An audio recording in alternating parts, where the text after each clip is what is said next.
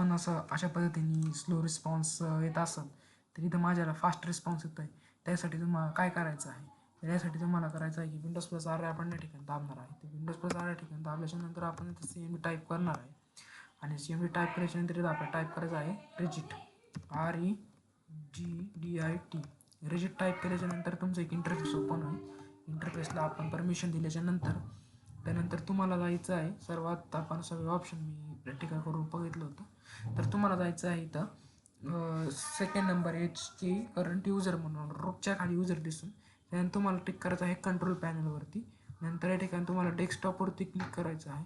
नंतर डेस्कटॉपवरती क्लिक करून तुम्हाला या ठिकाणी त्यानंतर तुम्हाला इथं डेस्कटॉपवरती क्लिक करून पुन्हा इथं डेस्कटॉपला डबल टच करायचं आहे.